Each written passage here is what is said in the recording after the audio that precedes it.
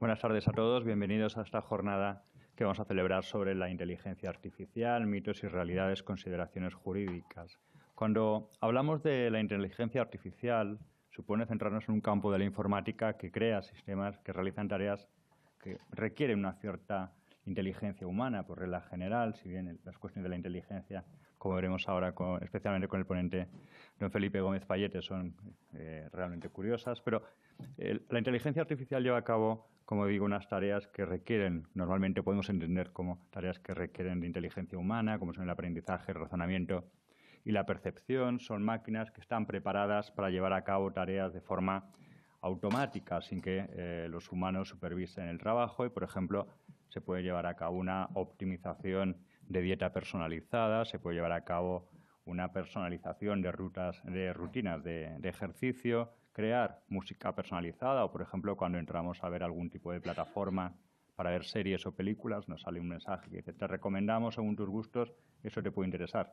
Es verdad que luego no todo es tal como esperamos y esa película o serie en cuestión pues a lo mejor no nos acomoda a nuestros gustos, pero son distintas opciones que nos puede plantear la inteligencia artificial. También importante la detección de plagios cuando se realizan algunos tipos de trabajos, crear logos, en definitiva, tiene distintas opciones, o si lo llevamos a un ámbito un poco más interesante y complejo, como puede ser relacionarlo con blockchain, tareas del vino, ¿no? Podemos tener el camino que realiza una uva desde que se coge hasta el momento en el que se comercializa. Podemos desde ese punto ver cuál es la selección de uvas que podemos llevar a cabo. Podemos controlar las distintas enfermedades que afecten a las vides, predecir sequías, calcular el rendimiento de cosechas. Bueno, son distintas opciones que nos plantea la inteligencia artificial y que hasta hace unos días nos podría parecer a todos que era ciencia ficción. Lo cierto es que los que ya tenemos una cierta edad, cuando vemos el mundo actual, si nos trasladamos a hace 20, 30 años, posiblemente lo que estamos viendo ahora nos parecía absolutamente imaginario, que no podría ocurrir jamás. Y ahora mismo los avances que se están llevando a cabo, los que se han producido en las últimas décadas, son de tal calado y de tanta profundidad que no nos asombra lo que vamos viendo día a día. Y entonces se produce un cambio realmente curioso de los que venimos de un mundo... Es curioso, ¿eh?, hablar de esta forma. De los que venimos de un mundo donde... Claro, ibas de viaje, hacías fotos, hasta que no volvías, no las revelabas, no sabías si habían salido bien las fotos, si merecía la pena enseñarlas a tus amigos y familiares, y ahora en cambio estás en cualquier parte del mundo, de forma automática, te haces la foto y se la mandas a todo su grupo de amigos y dices, mirad lo que estoy haciendo. Bueno, eso, como digo, nos parecía magia hace 20, 30 años. Con la inteligencia artificial se automatizan procesos, se agiliza la toma de decisiones, se fomenta también la creatividad, se puede mejorar la precisión, más allá de lo que puede hacer el ser humano. Pero también tiene sus desventajas. Por ejemplo, tiene una influencia notable y la va a tener en lo que es el empleo. Como toda la tecnología, todo adelanto conlleva la eliminación o adecuación de ciertos puestos de trabajo a lo que son los adelantos, que en contraposición da lugar a nuevos tipos de actividades laborales. También la inteligencia artificial afecta, lógicamente, a la privacidad de los ciudadanos. Cuando estamos dando continuamente autorización para que nos den un determinado servicio, pues la privacidad se puede ver afectada, más allá incluso de los posibles ataques informáticos o la frialdad que puede tener, que se muestra en una falta de empatía o la información falsa. Pero más allá de ello, nos plantea una serie de desafíos éticos y legales. Por ejemplo, si nosotros llevamos a cabo una determinada conducta siguiendo los estándares, lo que nos dice la inteligencia artificial, y se causa un daño, ¿quién responde? ¿Quién ha programado, quién está detrás de la IA? O por el contrario, el que ha seguido las órdenes, entre comillas, de lo que ha dicho la IA, que es el que aparece como titular de esa actividad que luego ha causado un daño. Bien, en definitiva, la IA nos abre un amplio marco de actuación y para ello hemos tenido la oportunidad y la suerte de contar esta tarde con don Felipe Gómez Payete, que nos va a hablar sobre la IA entre el mito y la realidad, y a continuación tendremos dos ponencias más centradas en cuestiones jurídicas. En primer lugar, de la profesora Ana Felicitas Muñoz Pérez, catedrática de Derecho Mercantil, que se centrará en lo que es una introducción a la inteligencia artificial y sus posibles aplicaciones jurídico-mercantiles, finalizando el profesor don Luis Cazorla, profesor titular de Derecho Mercantil, que hablará sobre la incidencia que tiene la inteligencia artificial en el funcionamiento orgánico de una sociedad cotizada. Sin más, les dejo con don Felipe, cuando quiera. Muy bien, muchas gracias.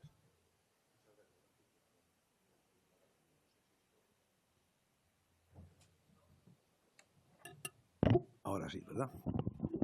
Me lo voy a acercar un poco más.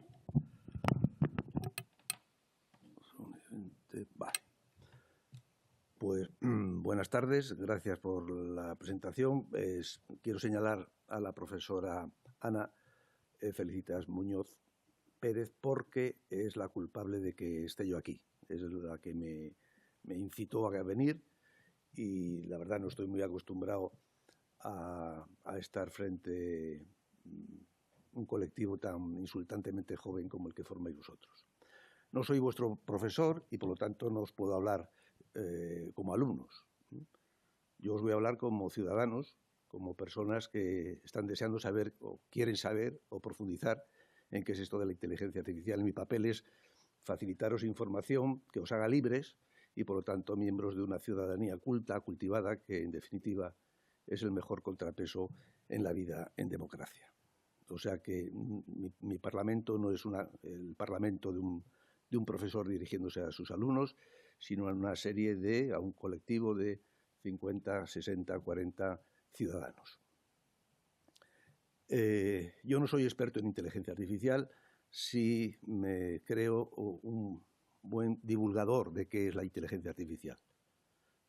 Una persona que tiene la habilidad de desmitificar muchas de las cosas que se dicen en torno a este fenómeno de nuestro tiempo que se llama la inteligencia artificial.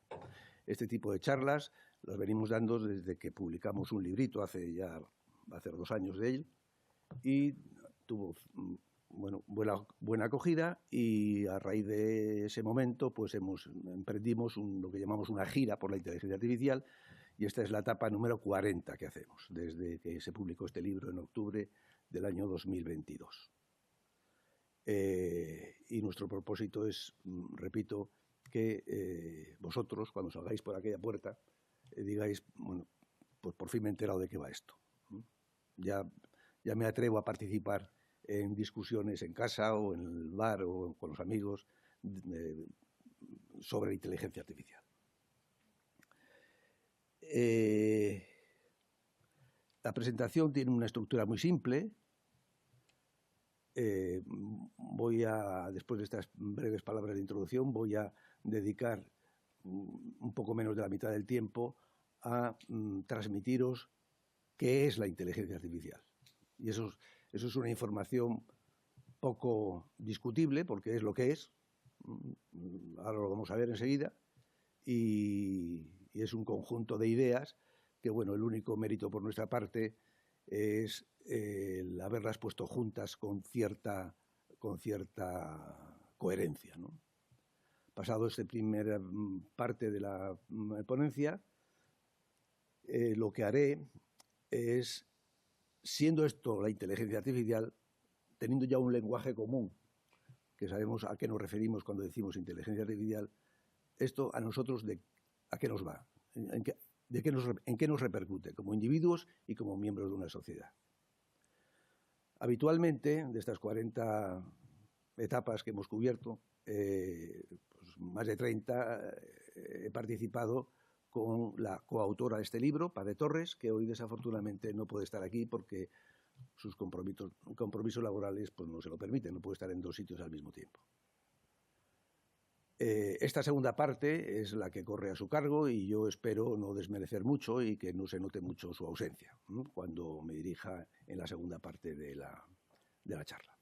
Vamos, por tanto, a hincarle el diente a la pregunta: ¿qué es esto de la inteligencia artificial? ¿En qué consiste?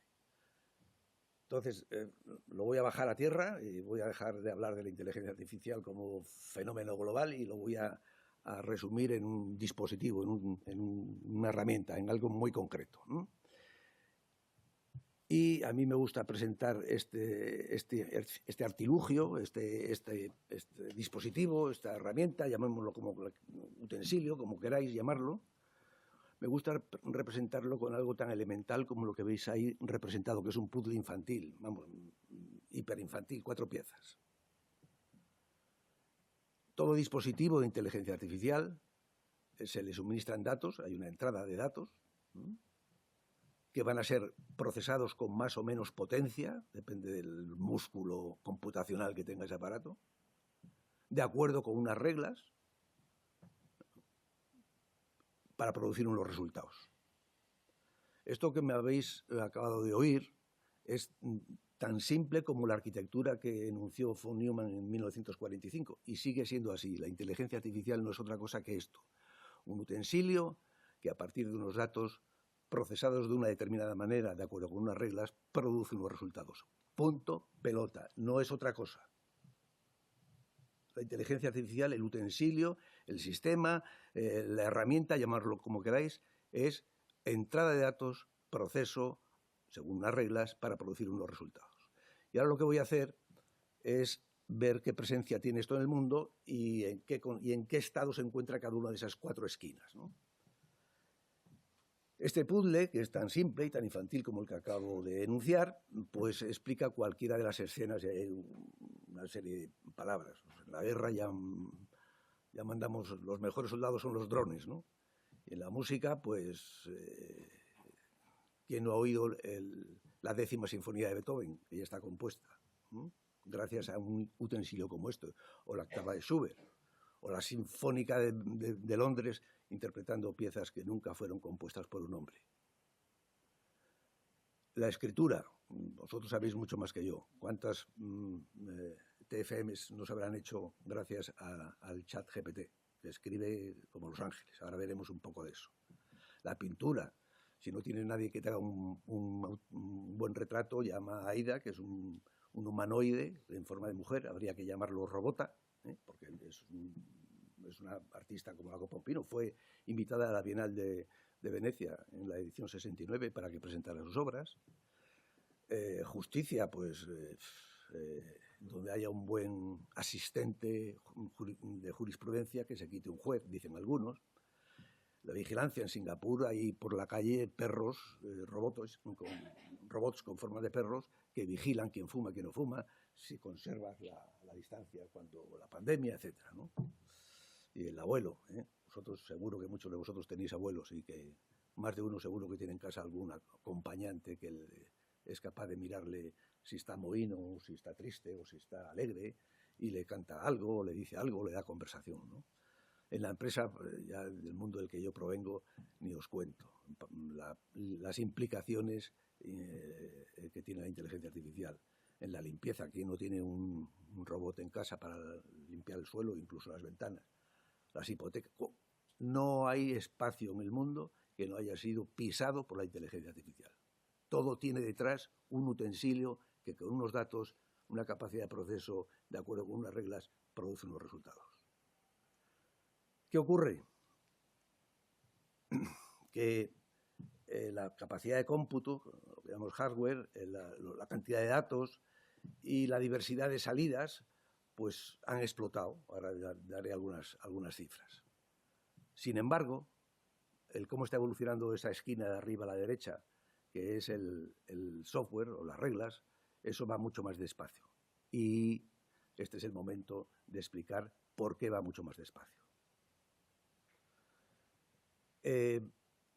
La potencia, pues no sé, es que las cantidades a mí se me escapan. Yo cuando oigo a super sabios decir que hoy los superordenadores son capaces de hacer 450.000 millones de operaciones por segundo, pues me queda atónito, ¿no? Pero es así. Si multiplicáramos 11 por 11, 121, pues esto lo puede hacer un ordenador 450.000 millones de veces en un segundo. Y eso hablando de la computación tradicional, porque a las puertas está la computación cuántica, en donde nuestra empresa IBM pues tiene mucho que decir. Y cuando yo oigo decir a expertos en computación cuántica que lo que hace un ordenador cuántico en 3 minutos le costaría al más potente de los ordenadores actuales 10.000 millones de años, pues ya no sigo leyendo, porque soy incapaz de imaginar eso. Tal es la velocidad a la que está progresando la potencia, el músculo, la potencia de cálculo, el músculo computacional de estos dispositivos. En cuanto a datos, la entrada, pues hemos digitalizado el mundo. Hemos digitalizado el mundo.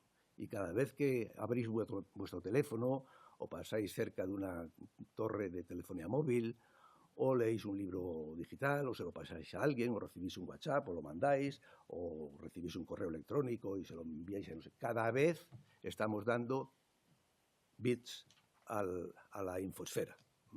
Trillones al año. Trillones no americanos, europeos. Entre los datos que damos y los que nos sustraen sin nuestro permiso, el mundo está digitalizado. Por lo tanto, esas dos primeras esquinas de esa caja, de ese puzzle, están evolucionando a una velocidad que la mente humana no es capaz de concebir. Y en cuanto a la diversidad, bueno, a mí me gusta poner esta foto, que seguro que a Isidoro y a Javier les llamará la atención. Es una foto de nuestra época, cuando nosotros, o yo por lo menos, empecé a trabajar con los bits y los ordenadores, ¿no? Y lo que producía la salida de esa caja, que tenía datos y capacidad de cálculo, pues eran listados, ahí lo digo, pues el cálculo de una estructura metálica, o la contabilidad de una empresa, o la clasificación de una encuesta, eran listados, eran unas sábanas enormes de papel pijama que se llamaba, y ese era el resultado, esa era la salida. Ya está.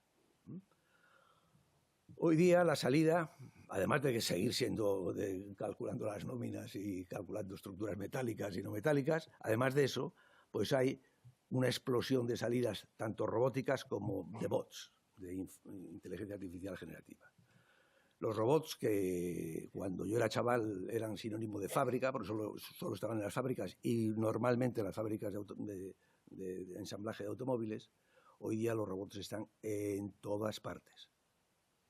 En nuestro cuerpo nos lo meten, para la cirugía, en los hospitales, en las empresas, en las calles, en la casa, hay robots por doquier. Que es una salida, no en papel pijama, sino que es una salida actuando. Y si al robot le hacemos una féresis y le quitamos el RO y hablamos de bots, pues entonces la salida ya no es alguien que hace así, sino alguien que escribe, o que habla, o que dibuja, etc.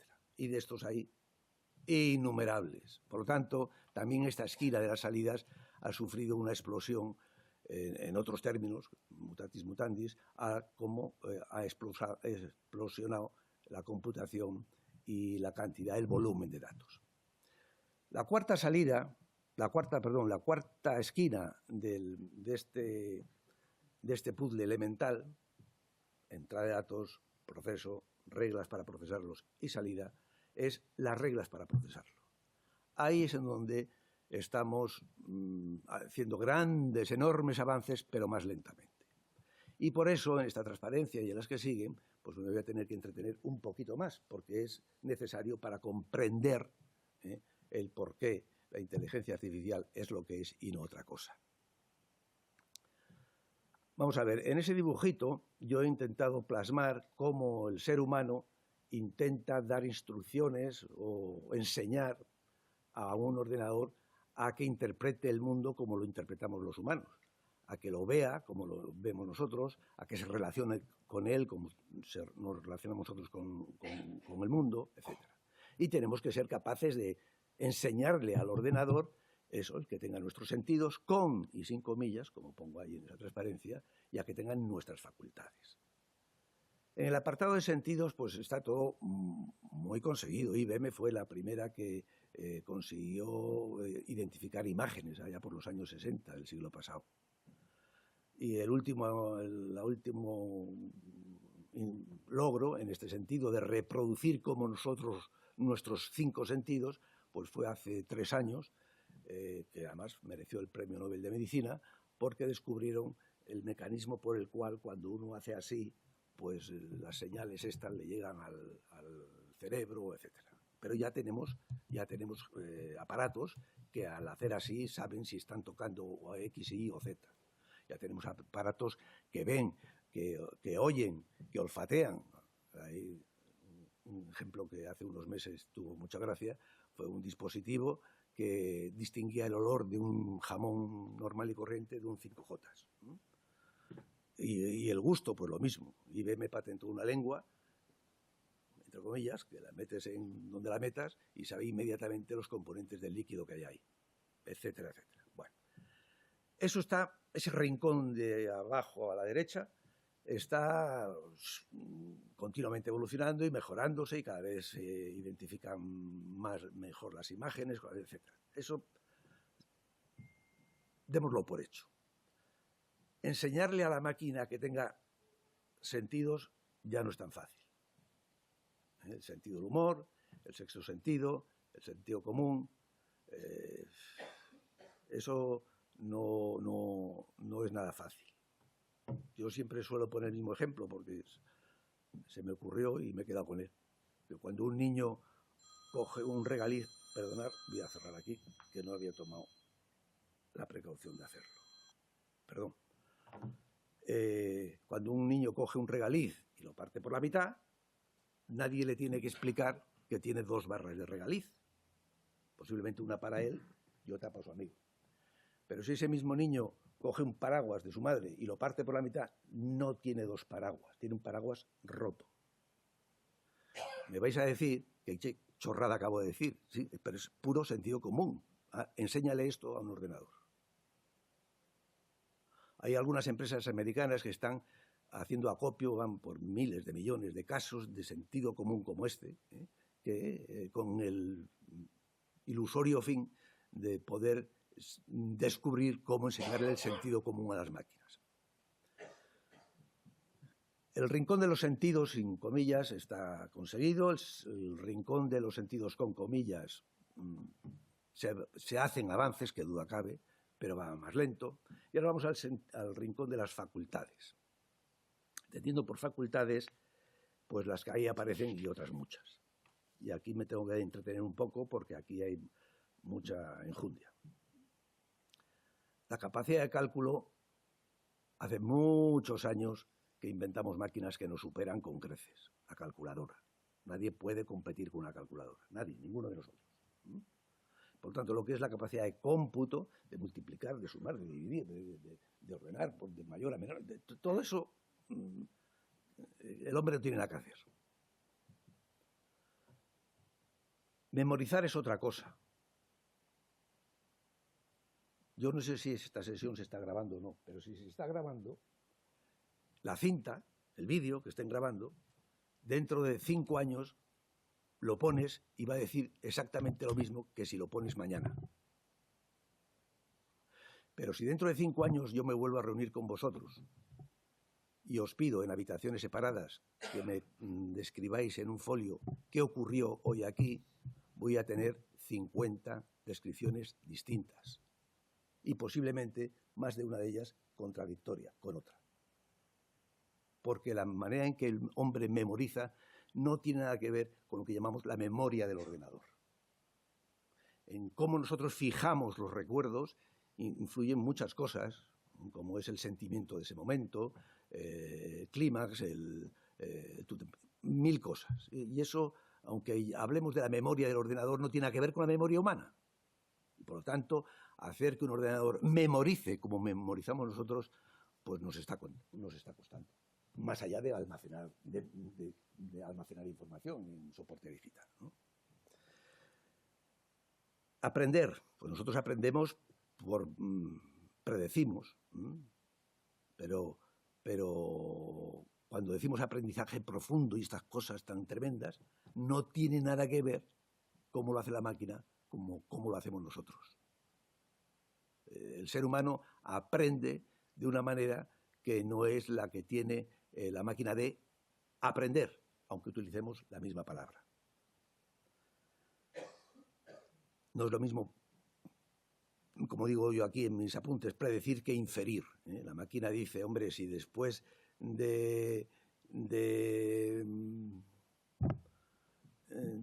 no sé, de Pedro, vas a decir Juan, y lo has dicho 70 veces o 70.000 veces, la próxima vez que escribas Pedro, a continuación la máquina te va a escupir Juan. Pero eso no es aprender, eso es inferir estadísticamente, ¿no? El razonamiento, pues nosotros razonamos de una manera que ya nos gustaría habérselo enseñado a las máquinas. El razonamiento causal, por ejemplo, pues, y este es otro ejemplo que se pone siempre, nosotros lo damos casi como de fábrica, ¿no? Cuando amanece canta el gallo. Pero una máquina lo que más puede hacer es hacer una correlación entre que canta el gallo y amanece. Pero no somos capaces de enseñar a la máquina que infiera cuál es la causa y cuál es el efecto, aunque se han hecho muchos avances, gracias a determinados genios que después mencionaré. No es lo mismo inferir en relaciones que establecer correlaciones. Y ahí estamos luchando para enseñárselo a la máquina. Y el lenguaje es nuestra arma por excelencia como seres humanos. Es cómo nos comunicamos. Y las máquinas cada vez lo manejan mejor, pero tienen dificultades para los dobles sentidos, para las insinuaciones, para las palabras que son ambiguas, y ahí queda todavía mucho por hacer. Todo esto, para avanzar en todo esto, nos estamos inspirando en lo que hay dentro, aquí. Esta fotografía salió a bombo y platillo, tengo aquí apuntada la fecha, en octubre del 2013, porque se consiguieron no sé cuántos miles de avances y cada vez está más clara la cartografía de esto que hay aquí dentro. Y esta es nuestra musa, en esto nos inspiramos para ir progresando en este rincón de las reglas.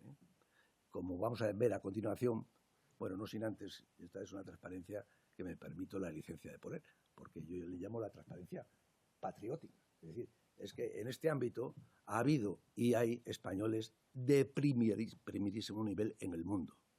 O sea, todo el mundo conoce a Santiago Ramón y Cajal, menos conocido, pero igualmente virtuoso fue Rodríguez Delgado, gran colaborador de la IBM que nosotros conocimos, y actualmente pues hay dos españoles que destacan por encima de muchísimos otros, no son los únicos. Yuste, que es de aquí de Madrid, del barrio de Argüelles, de Chamberí, Argüelles, y el valenciano Álvaro Pascual Leone.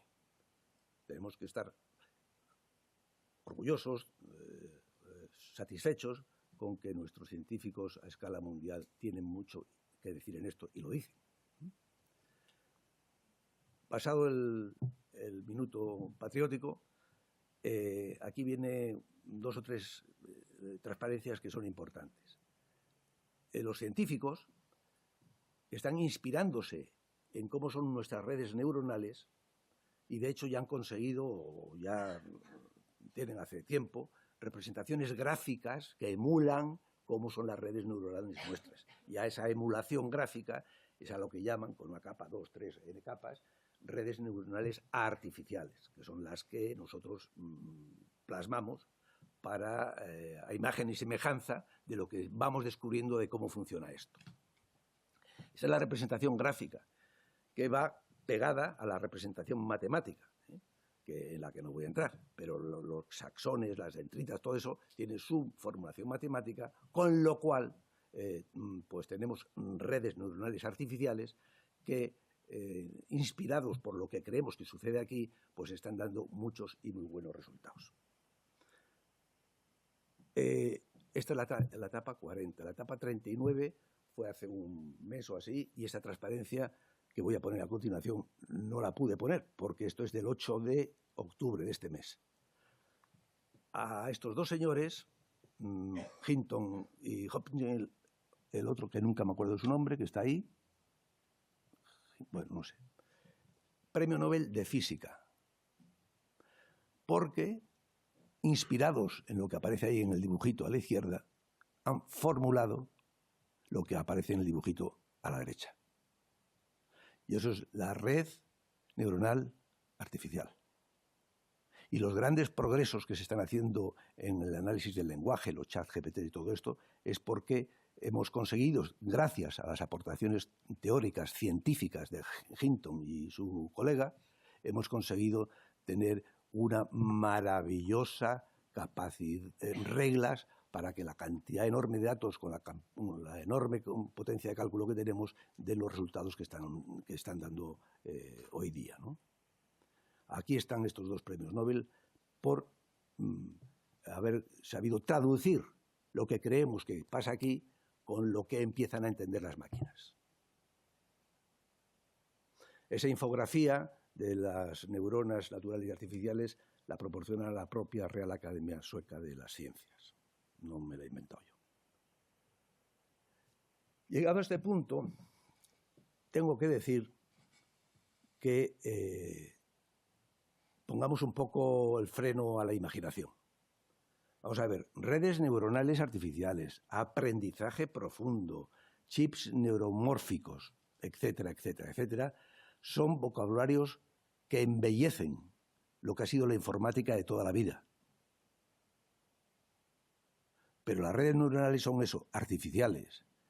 Y lo de aprendizaje profundo, de aprendizaje, pues porque lo que hemos querido llamar aprendizaje, pero no tiene nada que ver con la manera con que nosotros aprendemos, etcétera, etcétera, etcétera. Y abajo de esa línea horizontal fina que divide la diapositiva en dos, llamo vuestra atención con algo que yo creo que es muy importante. Imaginaos, en la parte de arriba, ese rectángulo azul, un simulador que hemos instalado en un dispositivo de esto de inteligencia artificial, un software que simula el proceso digestivo de una persona. Entonces le damos los datos de entrada de la composición de un filete de determinadas características, de una vaca gallega, y este simulador, que si está bien hecho, pues te da como resultado el producto de esa digestión en tal tipo de metabolismo, ¿no? Vale. Abajo hay un dispositivo tipo chat GPT que antes era solo por texto y ahora es un bot, lo que se llama multimodal. Le puedes hablar, le puedes poner un texto, le puedes poner un audio, le puedes poner una imagen y te puede producir lo que tú le digas, ¿eh? Pues bien, a nadie en su sano juicio se le puede ocurrir que el simulador del proceso digestivo se come el filete. El filete no pasa por el ordenador. Sin embargo, en la caja de abajo decimos que esa cajita razona, dialoga, aprende, discute, habla como una persona. Mentira. Eso es una máquina. Pero ni habla como nosotros, ni dialoga como nosotros, ni discurre como nosotros, ni memoriza como nosotros. No se come el filete, vamos. Porque ahí estamos simulando la realidad. La inteligencia artificial es una manera de simular la realidad para que ese aparato se parezca cada vez más a nosotros. Pero es una simulación de la realidad, no una creación o recreación de la realidad. Por eso, y esa transparencia tampoco estuvo en la etapa número 39, no me cansaré de repetir que simular no es lo mismo que crear. Si yo simulo la realidad, tengo una realidad simulada. Pero eso es un aparato. No tiene vida propia, no tiene conciencia, no sabe quién es. No he creado una realidad, la he simulado. Y esto es muy importante a tener en cuenta cuando se discute sobre las potencialidades de la inteligencia artificial en la empresa o en el Vaticano, me da igual. Bueno, un pequeño resumen de lo dicho hasta aquí, para no aburriros mucho. Es este que aparece en esta transparencia, digo lo de, así dándomelas como si supiera italiano, lo de allegro ma non troppo, que el software, digamos, los algoritmos, pues están desarrollándose, hombre, hasta merecen premios Nobel, rápido, pero no tanto como la explosión cósmica de la capacidad de cálculo, del volumen de datos, etcétera, etcétera. ¿Para qué sirve este puzzle elemental? Y con esto ya paso a la segunda, casi a la segunda parte de la intervención. ¿Para qué sirve? Pues para varias cosas. Pues lo tengo aquí apuntado y lo voy a leer. Pues para cuando uno lea este titular que yo leí en La Vanguardia el 29 de junio del 2024, pues se sonría, porque el titular no se sostiene. Dice, el que puso este titular dice, la IA, los supercomputadores y los robots deben trabajar en colaboración. Yo no sé qué quieren decir con eso.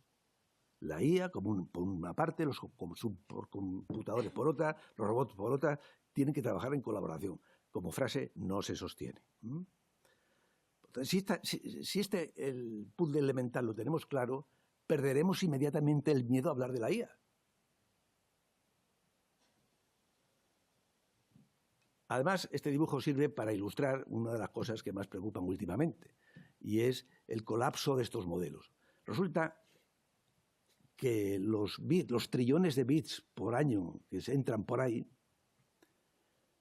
pues cada vez son más caros, hay problemas de derechos de autor, cuesta mucho dinero, y entonces una manera de evitar esos problemas que yugulan la entrada de la cantidad de datos que se necesita para entrenar a estas máquinas, pues es, oye, no producimos tantas imágenes y tantos textos que la propia inteligencia artificial la genera. Pues nada, alimentemos la inteligencia artificial con esto que nosotros mismos producimos.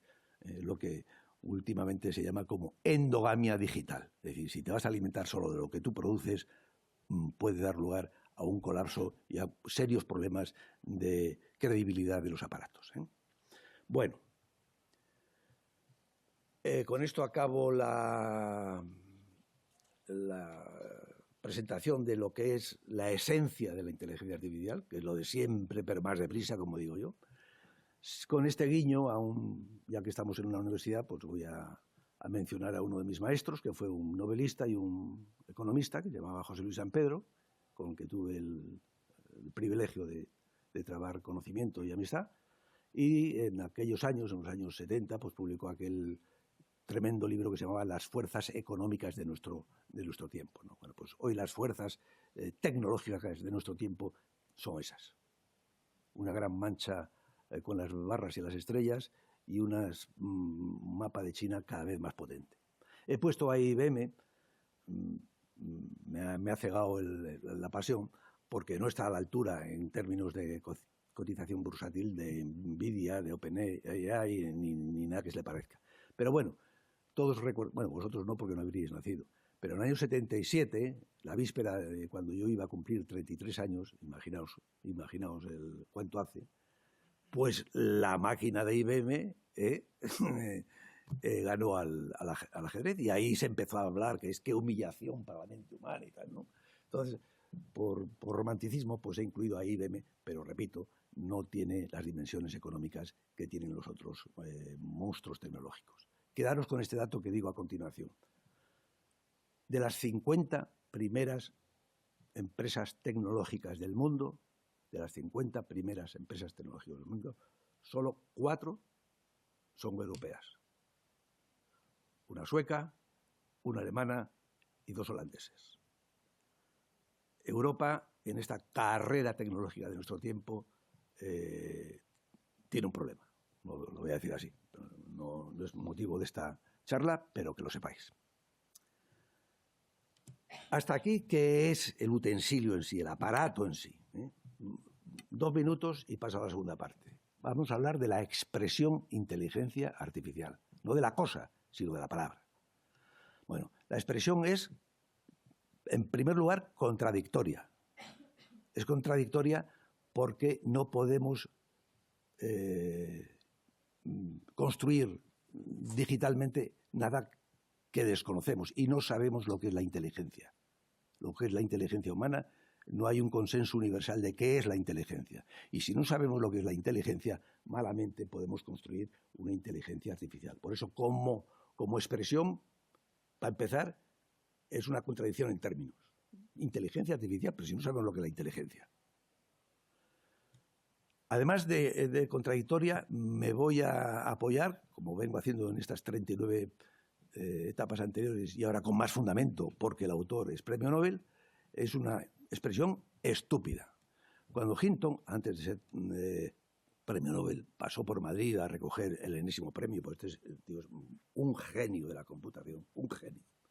Pues le hicieron una entrevista en El País y Y la última pregunta, su respuesta para mí fue demoledora, porque dice, no entiendo cómo hay personas que dicen que una máquina no es consciente si no saben lo que es la conciencia. Esta posición me parece estúpida.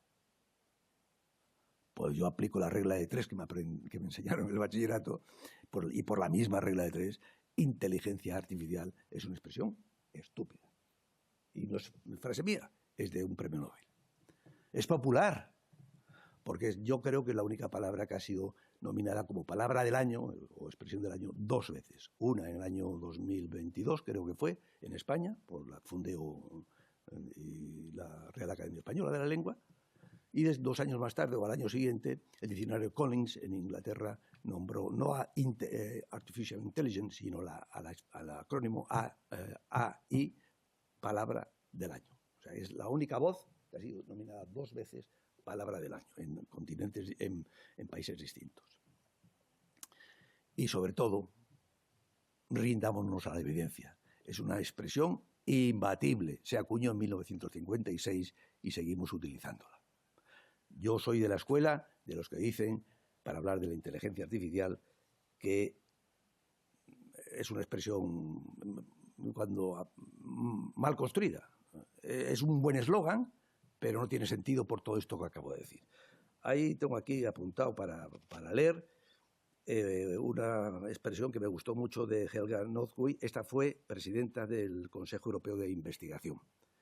Y también en una entrevista se le pregunta tal, y dice, entre comillas, yo no le llamaría inteligencia artificial. Deberíamos empezar a buscarle otro nombre. Yo, puestos a hacer gracias, pues lo llamaría informática actual. Pero vamos, eso es una ocurrencia que no tiene ningún sentido. Pero lo de la inteligencia artificial, a mí que me lo expliquen como expresión, como expresión. Es un buen eslogan, es un magnífico eslogan, imbatible eslogan, pero un eslogan. Bueno, esto es lo que da de sí lo que es la inteligencia artificial, tal que a mí me gusta divulgarlo. Y ahora viene la segunda parte. Y me queda para ello, pues nada, que no cunda el pánico, que cumplo con el horario. En lo que queda voy a desmitificar algunos aspectos de la inteligencia artificial. Dicen del camaleón que se cambia de color para pasar desapercibido y confundirse con la rama en la que se posa y tal. Los científicos dicen que sí, pero que fundamentalmente no es eso. Que el cambio de color es por no sé qué de control de las temperaturas y para llamar al vecino en épocas de celo y cosas así. Es que hay muchas más cosas que pasar desapercibido. En este sentido, la figura del camaleón, tal que la usamos normalmente, coloquialmente, familiarmente, pues es un mito, porque no responde a la realidad, o no totalmente, ¿no? Bueno, yo ya os he hablado de 3 mitos. El mito de la expresión, porque inteligencia artificial, que me expliquen qué quiere decir con eso. El mito de la novedad. La novedad, porque ahora se computa mucho más rápidamente, con muchos más datos. Pero la arquitectura de von Neumann en 1945 es la que es. O sea que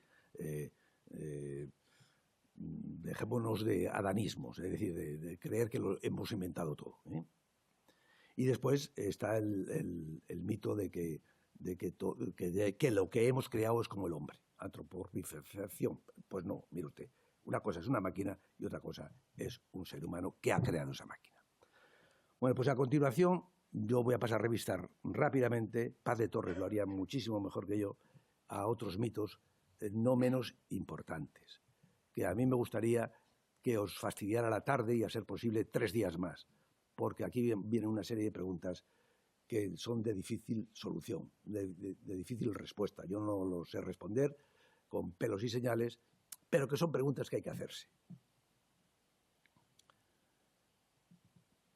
Ahí a la parte de la izquierda del esquemita nuestro. La revolución IA es una revolución más, como lo fue la máquina de vapor, el fuego. Sí y no. Sí, porque el ejemplo que se suele poner siempre, también cuando se pasó de la Edad Media a la Edad de la Ilustración, cuando acabamos de creer el mundo en clave religiosa, le empezamos a querer a formular y a percibir en clave de la razón, pues cambió, fue una revolución que lo cambió todo. Y la inteligencia artificial está siendo pareja en eso, está cambiando con la cosmología de mucha gente y de muchas sociedades. Y en ese sentido sí es una revolución más, porque está haciendo lo que hicieron otras previas. Pero hay otros aspectos en donde no es una revolución más. Y yo suelo decir que ni mental ni físicamente. Físicamente se ve muy bien porque se toca con la mano. La convergencia entre las neurociencias y la inteligencia artificial es brutal. Poco tardará si es que no haya en los laboratorios gente aumentada, es decir, con chips incrustados o injertados en el cerebro. Y eso no cambia nuestra manera de ser solo, cambia nuestro ser. Y la pregunta que tenemos que hacernos es, ¿y cuánto de nuestro ser estamos dispuestos a que se cambie? Porque estamos hablando, repito, no de cambiar nuestra manera de hacer fuego o de transportarnos con la locomotora o de telegrafiarnos con el Morse. No, estamos hablando de cambiar nuestra manera de ser como individuos. Y eso pone sobre el tapete muy serias cuestiones que a lo mejor a vuestras edades no tienen trascendencia, pero vaya que sí la tienen.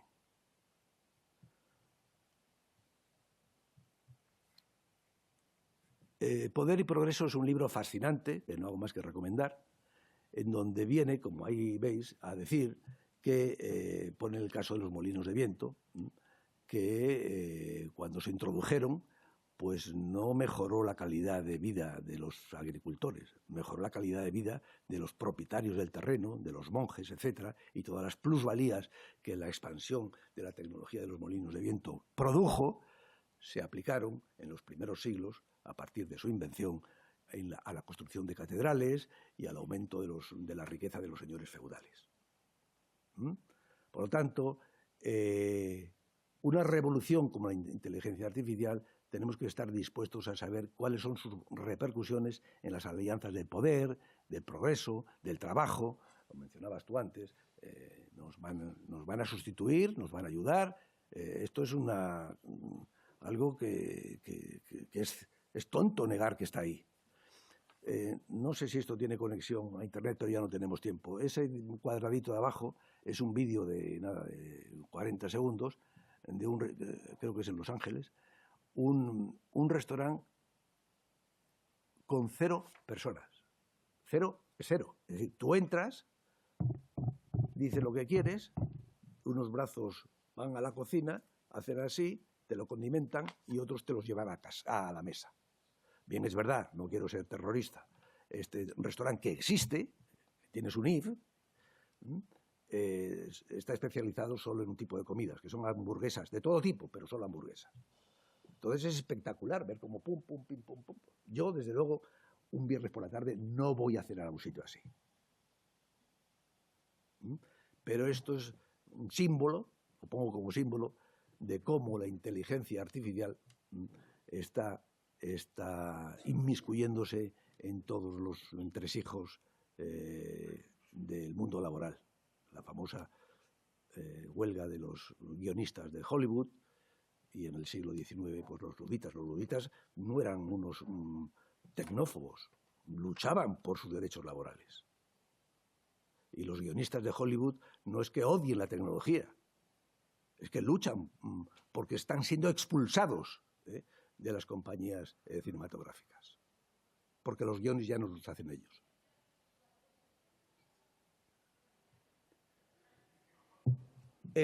Transparencia, o este supletorio de la transparencia, tampoco lo pude poner en la anterior etapa, número 39, porque Acemoglu y compañía acaban de ser nombrados hace 2 días o 3 días premios Nobel de Economía. Precisamente por indagar cómo los avances tecnológicos están transformando para bien y para mal el desarrollo de las sociedades. Ese libro de por qué fracasan los países también lo recomiendo, porque te deja con las ganas de algo que no se plantea, porque no era el objeto del libro, claro. Aquí plantean de por qué fracasan los países, y la respuesta de Acemoglu y Robinson, me parece que es el coautor, es porque sus instituciones fracasan. Un país con buenas instituciones tiene menos probabilidades de fracasar que un país con buenas instituciones. Se queda a las puertas de la pregunta que a mí personalmente más me interesa. Vale, de acuerdo, oído, los países fracasan o no fracasan en función de las instituciones de las que se dotan. Pero ¿por qué fracasan las instituciones? Esa es una pregunta también a hacerse, ¿no? Más mitos. La tecnología es neutral, mentira. O por lo menos eso es parte de la verdad. Un proceso tecnológico, como todos, arranca en el laboratorio, en la investigación, el desarrollo, la fabricación, la comercialización, la venta, etc. El producto final, la bomba atómica o una cerilla, claro que es neutral, que depende del uso o mal uso que el usuario haga de ello. Como digo yo siempre, ya que tengo nietas, digo, con una cerilla puedo encender las velas del cumpleaños de mi nieta o puedo prender fuego al monte. Pero eso es el producto. Ahora, el proceso de fabricación de una innovación tecnológica, eso de neutral no tiene nada. Responde a los intereses económicos y políticos de cada época. Y esto hay que sabérselo decir para poder debatir.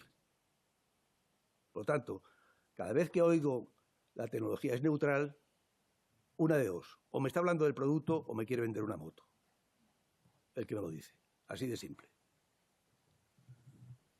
Y pegado de la mano, como hermana siamesa, pues está esta otra falacia, iba a decir, es muy fuerte, ¿no? Este otro mito que hay que superar, ¿no? Que todo aquello que tecnológicamente sea posible acabará fabricándose. Pues depende de lo que estemos dispuestos a ceder de nuestra dignidad como seres humanos, digo yo. Solo porque podamos hacer algo con la tecnología no significa que debamos hacerlo. Estos son los debates que importan y estas son las preguntas que me gustaría que os fastidiaran el fin de semana. La innovación, así como canto a la Virgen, pues tiene mucho de mito. En tecnología se innova por muchas razones. Una, por supuesto, económica, donde hay grandes inversores y me parece maravilloso que así sea. Ojalá se hiciera más, que se invirtiera más dinero en buenas innovaciones para la sociedad. Por supuesto que sí. Otra motivación para innovar es la curiosidad científica. ¿Quién para a un científico en su laboratorio a que deje de preguntarse? Pues es imposible. Es que es consustancial con el ser humano. El decir que estoy haciendo esto porque con esto resuelvo problemas de la salud mundial, como hace Gates con su fundación, o la automatización de trabajos repetitivos y peligrosos. ¿Quién se va a oponer a que un trabajo peligroso de verdad lo haga una máquina en lugar de un hombre? Pues nadie, evidentemente.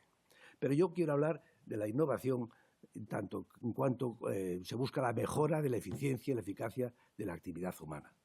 Y aquí estamos hablando de dos cosas distintas.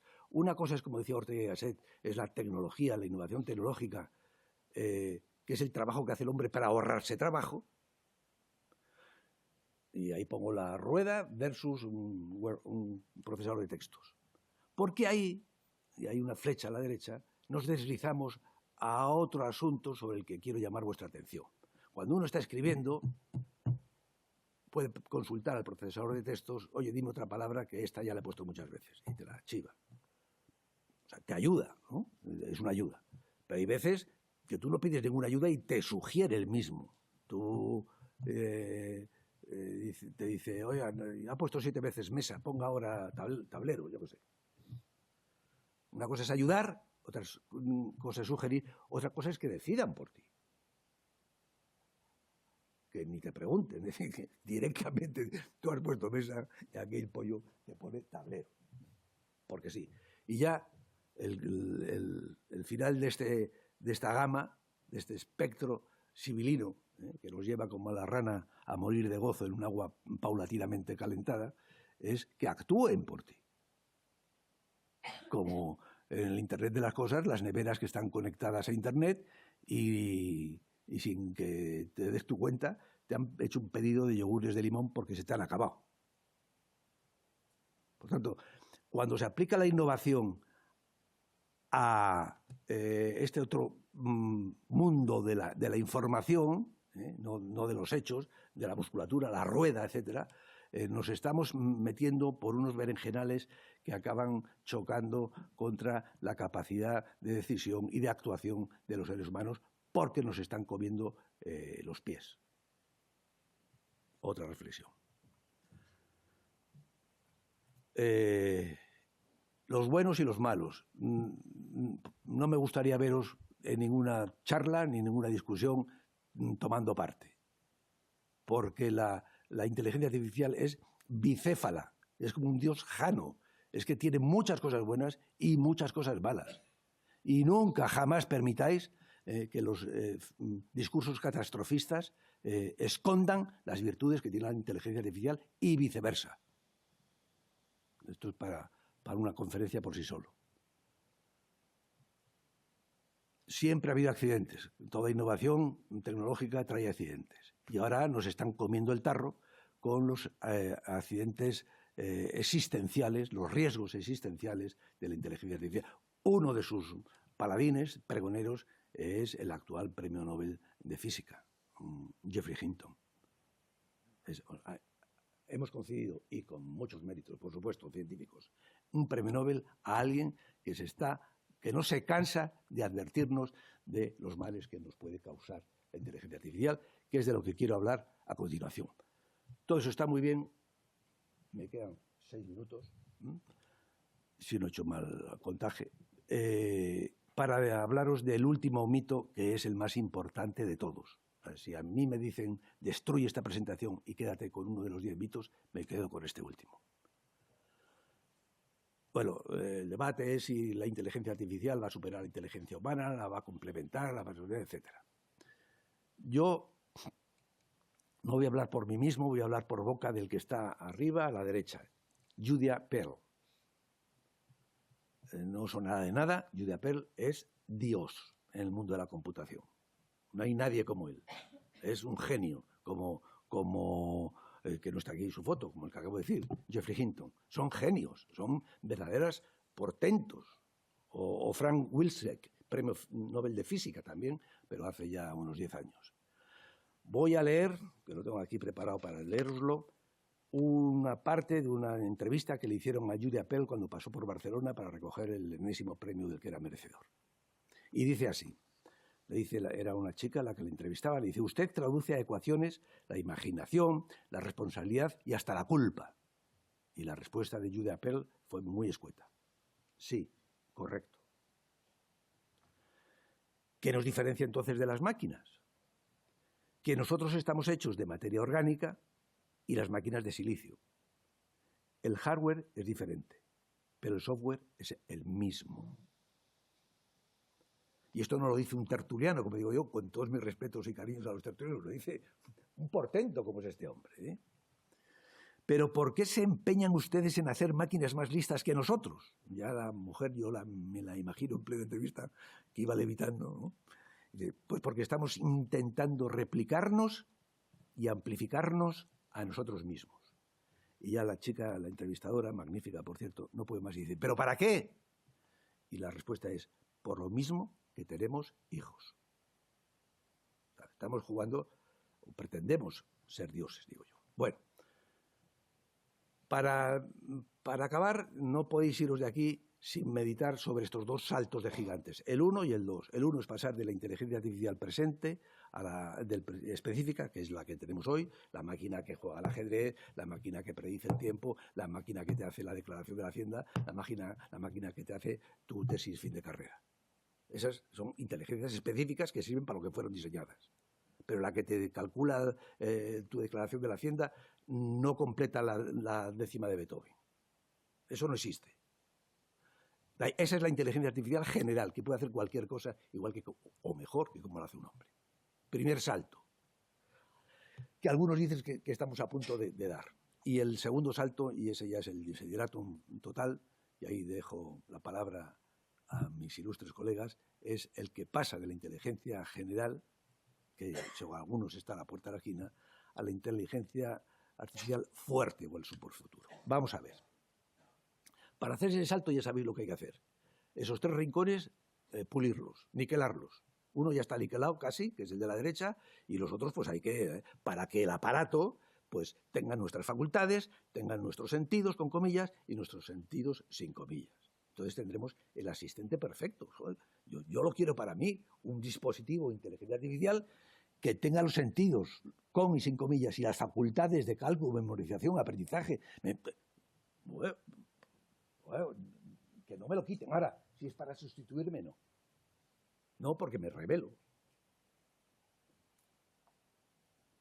Porque si es para sustituirme, este asistente es, como dice un amigo mío, este es un asistente psicópata digital.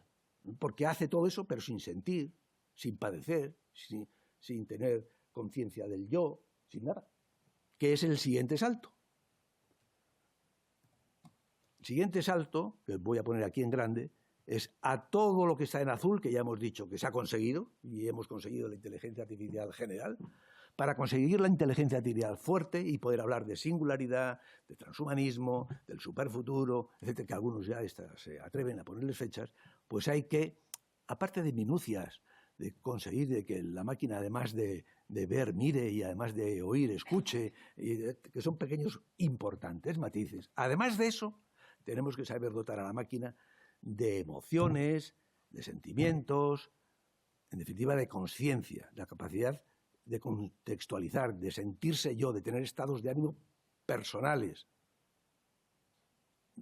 de ser conscientes de uno mismo. Si consiguiéramos que la máquina tuviera las emociones y las sintiera como nosotros, los sentimientos, la conciencia, etcétera, pues entonces esto en efecto es la singularidad, vamos, es el momento en donde ese artefacto nos ha hecho inútiles ya, o sea, sobramos. Esto es un regalo para mi amiga y admirada Ana. Cuando hablamos de lo que estamos haciendo, de cómo estamos construyendo esta inteligencia artificial, primero singular, después general y después fuerte, pues el mundo va a acabar habitado por 2 tipos de habitantes. Los entes robóticos humanizados, porque le hemos metido ya todo eso, que los hemos metido, y los seres humanos robotizados que nos hemos robotizado a fuerza de crear a los primeros.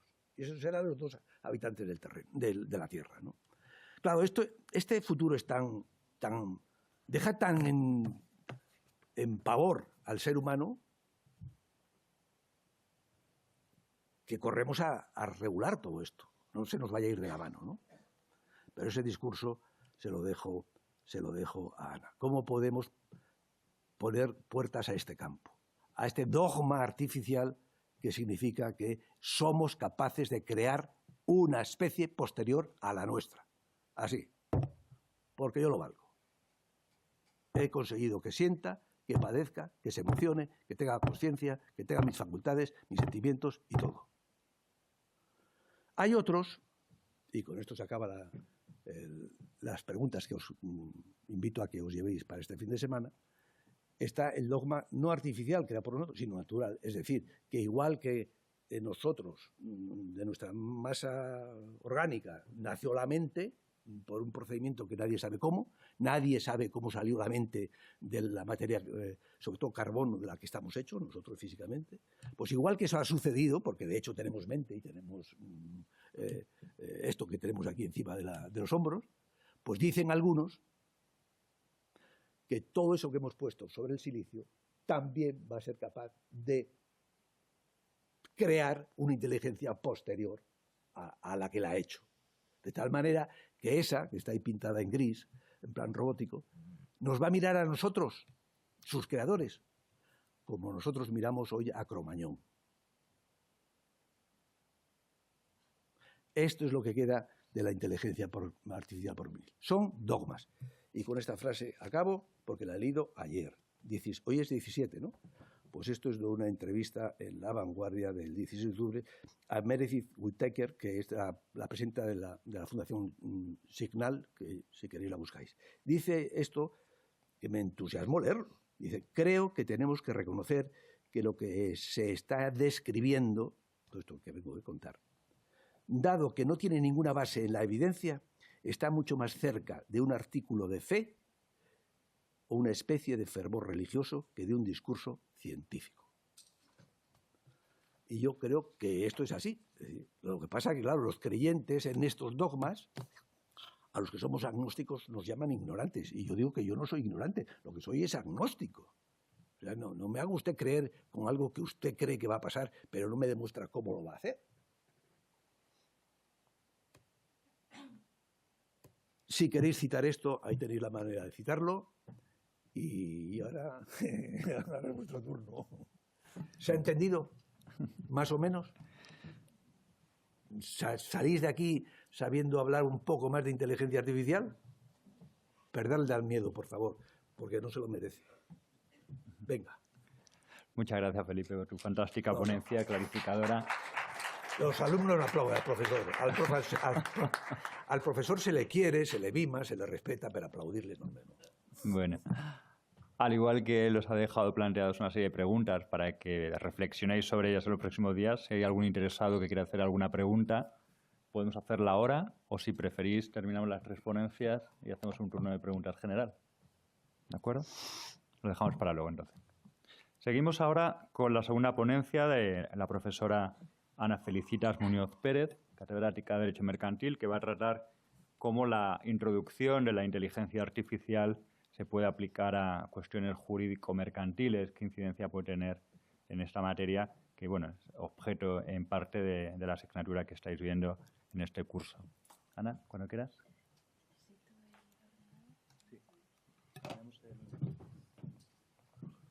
Espera, ¿esto cómo se saca?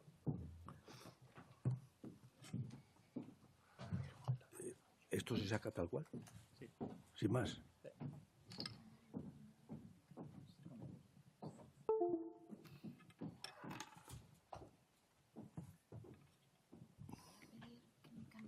Sí, claro que sí, claro que sí. Mientras no me mates, por Dios, por lo que he dicho. al revés, te voy a matar. ¿Esto es el mío? Sí. 10, 15 minutos. Ya está. ¿Dónde está la presentación?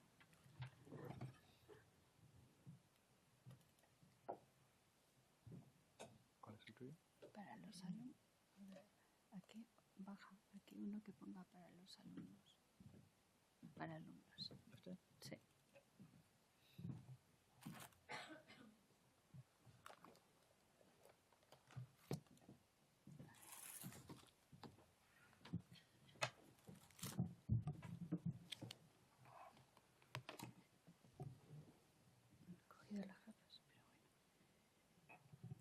Muy bien, buenas tardes. En primer lugar, agradecer a mis compañeros de la universidad, al profesor Fernando Sacristán, al profesor Enrique Moreno, al profesor Luis Cazorla, el estar aquí, haber organizado todo y dar la correcta bienvenida que debíamos hacer al invitado, que agradecemos profundamente haya tenido la generosidad de desplazarse a coste personal, además, y con todo el esfuerzo físico y económico que eso supone.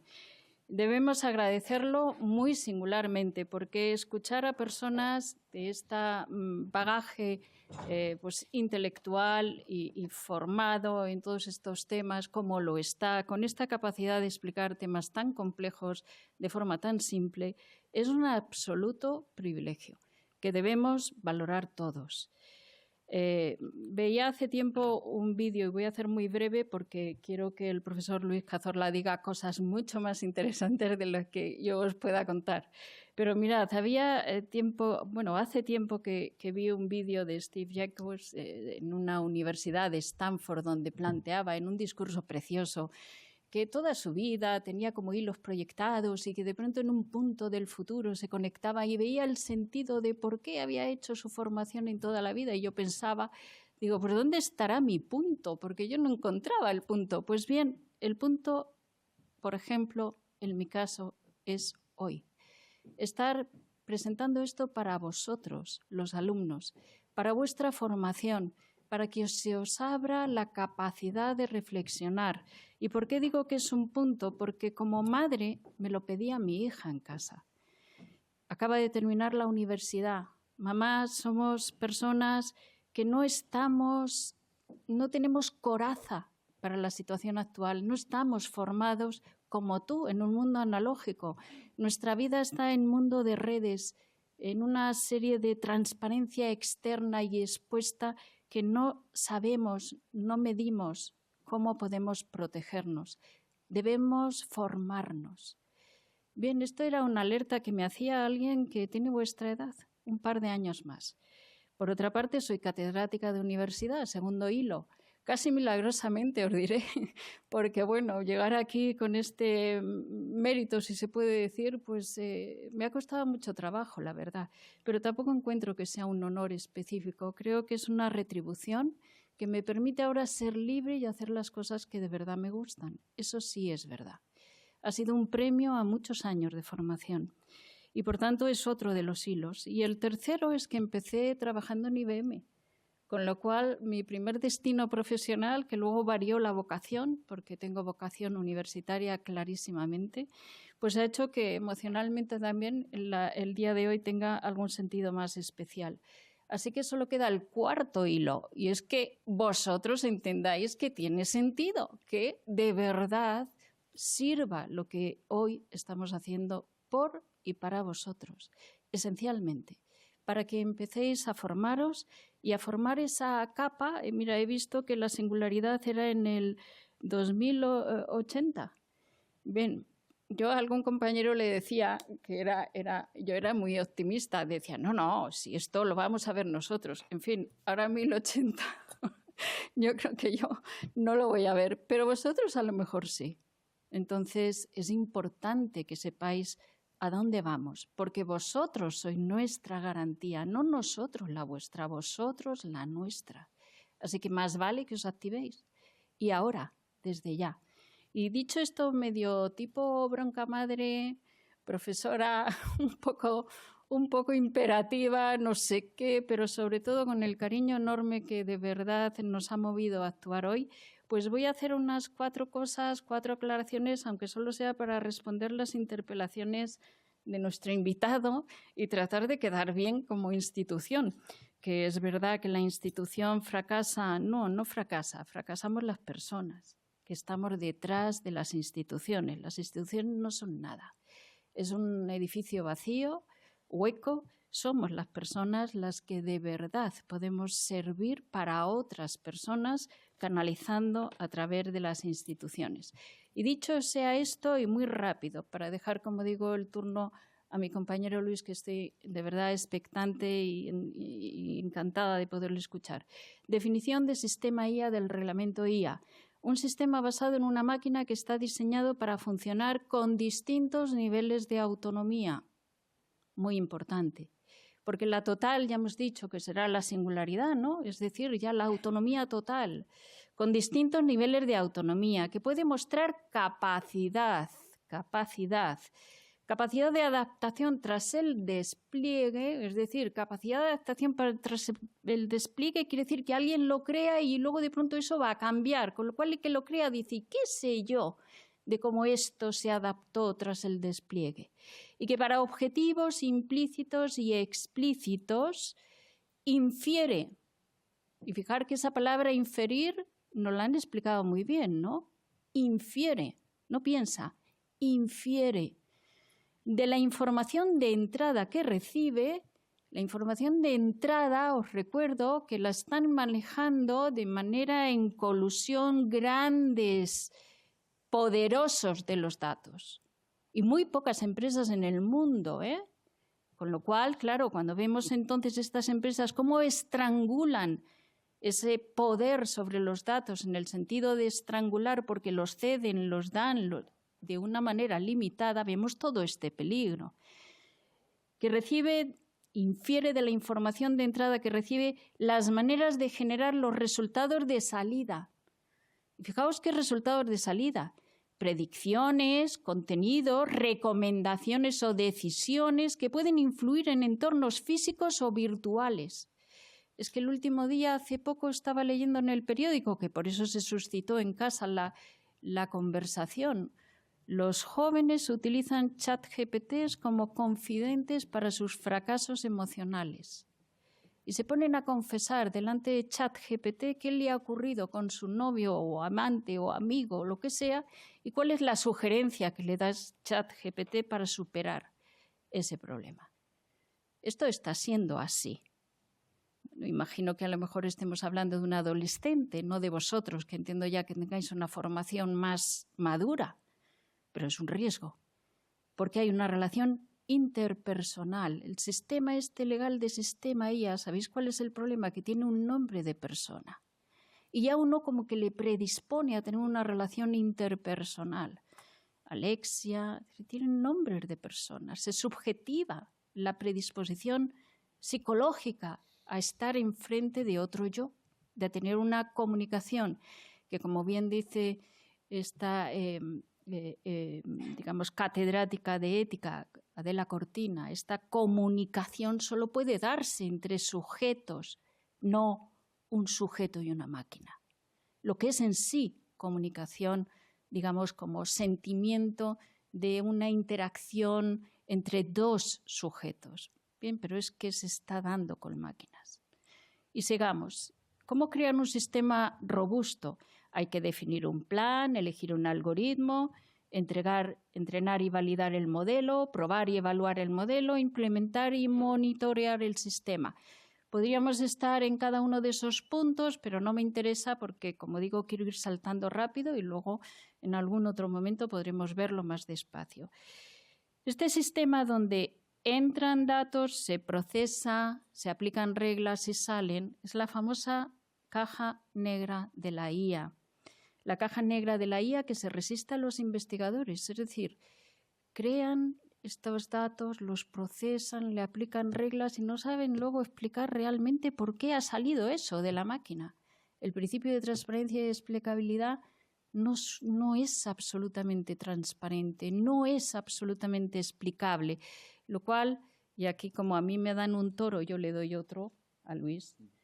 A ver, explícame cómo un consejero va a poder fundamentar su decisión en una caja negra cuyos datos en profundidad no son explicables ni transparentes. Cuestiones jurídicas, vamos viendo, de la caja negra. Y vamos a ver 4 grandes bloques, como digo, muy rápido. Voy a estar quiero estar muy poco tiempo. 1, entrada de datos, aunque cada uno de ellos, como os digo, tendría una dimensión enorme. Entrada de datos. 2, procesamiento, en donde podríamos entrar los sistemas de sistema confiable, transparente, explicable. 3, aplicación de la regla y todo el bagaje del sistema ético. Sí, no son personas, claro que no son. Ni creo que nunca puedan llegar a serlo. Yo sí que soy creyente y creo que la facultad de crear la tiene Dios y nos genera, y desde luego nunca los hombres podremos tener esa facultad. Por lo menos mi creencia de fe va en esa línea y evidentemente pues cada uno deriva su pensamiento, que tampoco a efectos prácticos de este tema, digamos, puede ser muy divergente. Pero en este punto 3, la aplicación, como digo, del sistema ético es muy interesante. Y seguramente que os interesará más de lo que en principio creéis, ¿eh? Y 4, salida de datos. Y en la salida de datos tenemos también la conformación de otras IAs sobrepuestas. En primer lugar, entrada de datos. Aparte de los sistemas de control y de dominación que desde el punto de vista del derecho de competencia daría muchísimo que estudiar. Porque, claro, los sistemas IA tienen detrás lo que es un modelo de IA general, los modelos de datos generales que no se sabe bien de qué manera inciden o se regulan en el marco del reglamento de IA, y hay una carta abierta de la industria diciendo que aclaren estos extremos porque están condicionando su propio modelo de negocio, porque no hay una certidumbre legal en cómo realmente se aplican algunos aspectos de esa regulación. Es decir, aparte de las cuestiones de la dominación de las grandes empresas que tienen esos datos, tenemos un segundo punto que me parece de mucho interés y que acaba de salir esa noticia hace poco, y es un chief officer, es decir, un responsable de datos de una empresa que está diciendo, pero bueno, es que mi función se está desbordando. Es decir, es que yo antes tenía como función controlar la privacidad de datos, tener como principal función conocer el reglamento de protección de datos, y de pronto me estoy encontrando que además se me pide ser, digamos, experto en los sistemas de transparencia, los sistemas de equidad, el cumplimiento de los derechos de autor, la seguridad de los datos, los sistemas de ciberseguridad, los sistemas de educación de algoritmos. Yo tengo que saber cómo funcionan y además conocer básicamente también además de los datos privados tradicionales, el contrapunto es cuando estos datos pueden y en qué condiciones ser anonimizados para ser alimento fuel de la inteligencia artificial. Es decir, el rol del sujeto que tradicionalmente en una empresa gobernaba esa entrada de datos a la empresa, haciendo un equiparable, un símil de los que entran en la caja negra, ¿no? Es decir, tenemos ahí un problema. En el marco del procesamiento tiene que ser un sistema transparente, confiable y explicable. Y sin requerir un procesamiento humano, se supone que esta máquina tiene que ser absolutamente transparente. Y bien, pues ya digo que en ese punto, y saltaré rápido para ver digamos, para no ocupar más tiempo, salto este punto en donde ya he afirmado que los propios expertos que lo generan y lo desarrollan no saben bien explicar a fondo el razonamiento de lo que sale. Salto al punto de la ética, es decir, estamos entrada de datos, aplicación del procedimiento y aplicación de la regla, tercer estadio, la ética de los sistemas de IA. Y aquí, bueno, pues me enviaba otro de mis hijos que está más al tanto de las redes, un vídeo que había salido ya en LinkedIn, se distribuía, y yo no sé si estaba en alguna de estas páginas y tal, sobre cómo funcionaba un coche autónomo y cómo había evitado el accidente de atropello a un peatón que en ese momento pasaba por el paso de cebra, y además ese maniobra de evitar el atropello del peatón había hecho colisionar el automóvil con uno que venía de frente. Y entonces, bueno, pues he estado leyendo la noticia porque me interesaba la noticia, pero no solamente me interesaba esa noticia, sino todos los comentarios que se derivaban de esa noticia sobre lo que entendía cada uno de qué había ocurrido y qué valoración se derivaba de ese.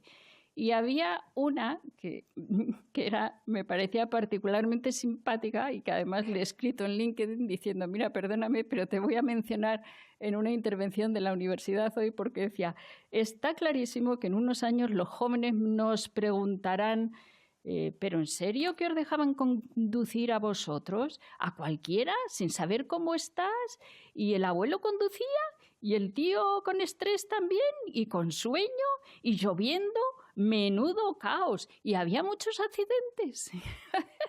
Me hacía mucha gracia porque es verdad. Es que últimamente además que veo a, pues a gente casi compañeros míos, porque yo tengo hijos de hijas de 20 años, pero también tengo nietos. Entonces yo ya no sé en qué generación estoy, la verdad. La generación ahí flotante. Y entonces, claro, me pregunto, pues ¿en qué condiciones te renuevan el carnet? Si vas ahí a algunos centros y te dicen, a ver, ¿cómo ve usted? Te ponen las gafas, 4 pruebecitas y a la calle. Pues claro, evidentemente que a lo mejor un coche autónomo pues nos protege más. Y al margen de las cuestiones éticas de fondo, que efectivamente las hay. En cuanto a las consideraciones éticas, yo también os dejo deberes. Hay libros muy, muy interesantes sobre planteamientos éticos. Y este que os mencionaba de esta catedrática Cortina sobre el planteamiento ético, haciendo una conexión del pensamiento tradicional y el actual de la inteligencia artificial, me parece interesantísimo, como conecta con el ser humano, y entonces en ese punto cabe cuestionarse. Una IA que conecta con el ser humano, ¿adopta su mismo patrón de ética o adopta el patrón de ética de la tecnología, que está sujeto a la veracidad, la certidumbre, la precisión? Las personas no. Las personas estamos sujetos a un código ético que deriva de planteamientos filosóficos tradicionales, donde tenemos ahí escuelas encontradas, como las posiciones ontológicas de Kant o el utilitarismo de los planteamientos americanos. Es decir, claro, hay ahí una expresión de conocimiento en esa lectura tan importante, tan rico, tan formativo, que debéis protegeros, debéis leeros ese libro y debéis aprender lo que nos están enseñando, porque es tremendo, para no ser manipulados, para poder entender bien.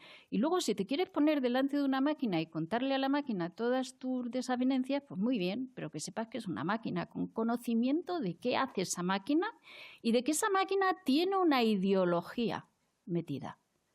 Aparte de que sea precisa o no, quien la cargó probablemente la cargó con un sesgo ideológico. Así que cuidado, que no es un amigo, porque al amigo lo conoces y sabes cómo es, cómo piensa. La máquina a lo mejor te despista más.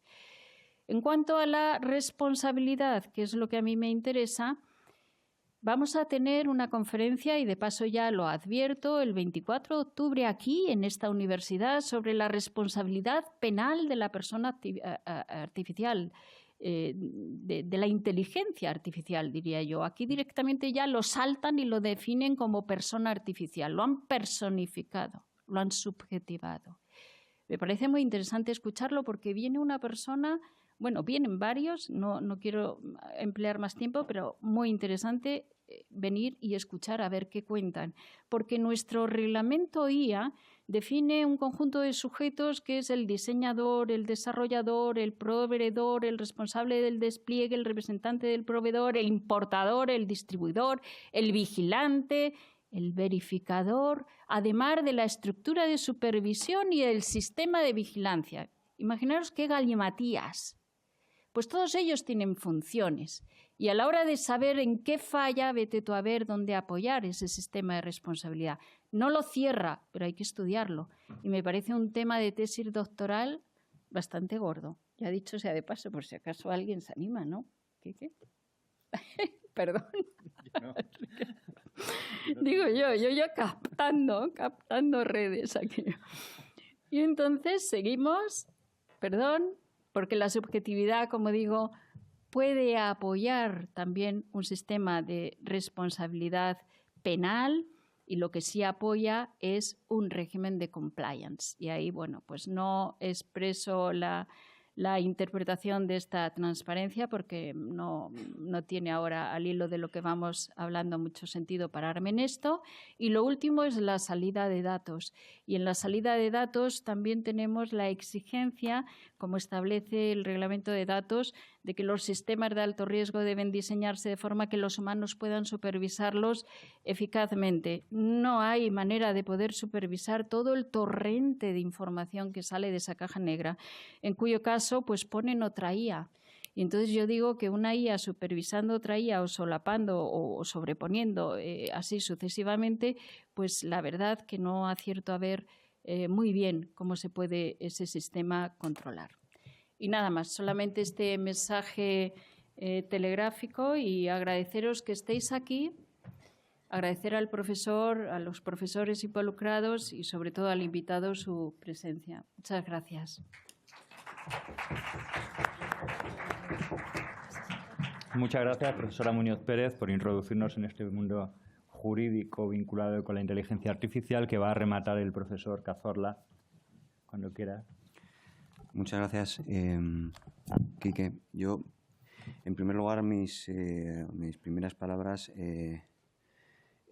para agradeceros la invitación, agradecérselo a la profesora Muñoz y a nuestra universidad, ¿no?, que haga actos como este en los que tratemos temas de rabiosa actualidad que dan para reflexiones casi espirituales como las que hemos venido haciendo. Yo voy a intentar no elevarlo tanto y ser un poco menos ambicioso, más concreto. Ya veremos ahora cómo lo planteo, porque no me habéis dejado desde luego en fácil posición después de todo lo que hemos escuchado, ¿no? En primer lugar, agradecimiento por contar conmigo, y yo creo que debemos entre todos pues darnos cuenta de la suerte que tenemos, insisto, de tener profesionales invitados como tenemos aquí en la persona de Felipe, y poder tratar estos temas con el tono y con el contenido que se están tratando, ¿no? Yo, mi compromiso es que no voy a hablar más de 10 minutos, no voy a decir que vaya a ser muy divertido para que no os durmáis, porque con el frío que os hemos puesto para evitar un poquito la siesta a estas horas, yo creo que estamos todos suficientemente despiertos. Y además yo quería hablar de una serie de temas que, al hilo de las cuestiones que iban surgiendo, pues quiero casi arrinconarlos y hablar de cuestiones muy interesantes que se han volcado y que se han comentado en la mesa y que he ido apuntando, ¿no? Decía Ana, aparte, gran ejemplo de esfuerzo universitario y de intentar incorporar temas de actualidad al conocimiento científico y de cómo deben ser las cosas en la universidad, pero eso que no nos oiga. Que cómo vamos a dar el salto a comunicar con máquinas sin interactuar. Y lo cierto es que todos interactuamos mucho menos que hace muchos años con cualquiera de nosotros, por lo menos yo. Yo siempre que explico emprendimiento en mis clases empiezo contando aquel fenómeno consistente en llamar a un teléfono fijo a casa de él o de ella, que se pusiera el padre o la madre, ya vamos siendo también de otras generaciones, y tener que pasar por ese salto y conseguir al final hablar con él o con ella para tener una conversación a través de un teléfono fijo. Eso era emprender, era interactuar, cuando ahora nos comunicamos con un like en una red social, con el envío de una foto en un visionado, con una aplicación como BeReal o con el envío de un audio de 2 minutos y medio, que deberían estar prohibidos, no sé si por el reglamento de guía o por cualquier otra norma, cualquier tipo de audio que fuera más allá de 20 segundos. Pero yo, desde luego, lo voy haciendo. Y si uno, yo me pongo el primero en la lista de todas estas críticas, si uno se ve probablemente haciendo una exposición como esta hace 10 años, seguramente la hacía mejor. Comunicaba mejor porque comunicamos menos, interactuamos menos, por lo menos yo. Entonces, el salto a comunicar o a hablar como una máquina porque hay falta de interactuación, hacemos muchas cosas que no hacíamos, y insisto, yo mismo, hace 10 años, ¿no? Creo además que comentaba, no me resisto al tema de los sesgos, pero es que cuando hablamos del sesgo que lo tiene la máquina, los tienen, yo creo que es un problema de disclosure de información, que ahora vamos a hablar. Oye, tiene que informarse, tiene que conocerse que se está tratando con una máquina y probablemente tenga que tenerse una serie de datos de dónde procede la información, que es la que va a determinar el resultado, pero es que todos tenemos un sesgo. Es que tenemos que tener muy claro todos que, y eso no implica un mal comportamiento profesional, una mala clase, un mal juez, un mal médico, un mal profesor, un mal abogado. Todos tenemos nuestros sesgos, todos tenemos nuestras ideas, y probablemente eso condicione nuestra conversación, condicione nuestras respuestas como las de la máquina. Igual conseguimos que las máquinas, su sesgo sea conocido. El de muchos de nosotros tarda en conocerse, ¿no? Con lo cual eso me parece que es un riesgo. Yo soy un gran fan de la información, de la transparencia, de la comunicación de esta ley, y luego que cada uno tome sus decisiones. Y probablemente esto se trabaje con un modelo de regulación como el que parece que tendente a la información. Oye, cuéntame quién ha programado, cuáles son los datos, para qué sirve, que la estáis utilizando y con quién estoy comunicándome, y yo ya tomaré la decisión de si su respuesta es sesgada o no. Me gusta, como muchas veces hacemos incluso en la información o noticias que buscamos, ¿no? Hay otra serie de cuestiones, y ya entraré en los 6 o 7 minutos que me quedan al tema jurídico, como la oportunidad que a nivel social, económico, empresarial, una tecnología fundacional como esta ofrece. E incluso en la búsqueda de salidas profesionales y en el modelo de cómo comenzar los primeros años de trabajo. Yo, mi aproximación al tema es doble, como profesor ahora mismo a tiempo parcial de esta universidad, pero como conocedor en la práctica de muchos procesos a día de hoy en grandes compañías de actualización desde la perspectiva mercantil y laboral a estos procesos. Cómo están cambiando en las grandes compañías cotizadas sus procesos de gestión interna, y no cotizadas de otro tamaño, un fenómeno como la inteligencia artificial, como en su momento lo produjo Internet, claro. Quienes todavía hemos estudiado al menos la mitad de la carrera, no toda, pero la mitad de la carrera sin Internet, o consultando los aranzadis físicos, o bueno, pues yo no sé si es un cambio más radical que ese. Lo que sí que es que probablemente es una tecnología fundacional, no como otras con las que nos han amenazado en los últimos años, metaverso y otras cuestiones. Esta se ha llegado para quedarse, esta se está implantando en los procesos productivos de las compañías y esta genera unos riesgos, unas situaciones que merecen la regulación que hemos tenido hace unos meses, ¿no? Con lo cual sí que plantea eso. Desde la perspectiva profesional, ofrece situaciones como probablemente cambiar los puestos de trabajo en su fase inicial. Consultoría, abogacía, se habla mucho de la destrucción de puestos de trabajo, de la sustitución. Yo no creo que lo vaya a sustituir, lo que creo es que hay que adaptarse. Probablemente el rol de un abogado o de un analista en una consultoría que empieza no es el general del primer documento. No lo es, porque en eso es imbatible el motorcito o la caja negra, o el cerebro o la inteligencia artificial como frase comercial. El rol tiene que ser, seguramente, saber cómo preguntar, los famosos prompts. En función de cómo yo pregunte, la respuesta va a ser de una determinada forma y, sobre todo, supervisarlo. ¿Va a desaparecer ese primer puesto de trabajo de un analista, de un abogado junior? No. Lo que va a cambiar es su rol. Saber cómo preguntar y saber cómo supervisar ese documento. Pero en términos de generar un primer documento, yo en mi actividad profesional lo utilizo. Incluso dejo encima de la mesa cosas que en el ámbito científico o académico, ¿qué ha dicho? Yo no sé si habrá que llegar a valorar, y no estoy dando ideas, esto entre compañeros aquí, un trabajo académico realizado con un programa de inteligencia artificial, ¿tiene o no tiene originalidad? ¿Dónde está la originalidad? ¿En la capacidad de haber sabido preguntar y supervisar eso que me ha generado la máquina? ¿Tiene más valor o menos valor? Yo tengo ahora mismo, claro que esa pregunta tiene, la respuesta es clara, tiene menos valor académico ahora mismo, pero dentro de 5, 6, 7, 8 años o 10 años al ritmo al que vamos, probablemente el adecuado trabajo científico sea saber preguntar, supervisar y entregar una cosa que no tenga unos desvaríos o alucinaciones, ¿vale? Ahora se valora probablemente desde la aproximación al plagio o la utilización de otro tipo de herramientas que no son entendidas ahora. Yo hago estas reflexiones porque muchas de las preguntas que nos hacemos también me recuerdan a las que nos hacíamos con gran experta en la materia, la profesora Muñoz, de estas cuestiones, criptomonedas, tokens. Al final, un token es lo que subyace al token. Un token es una ficha digital. Y un token es una moneda, o un token es un título a valor, o un título es un valor negociable en función del subyacente que tenga. Pero un token puede ser muchas cosas. Puede ser desde una ficha de participación en un club. O sea, muchas cosas, ¿no?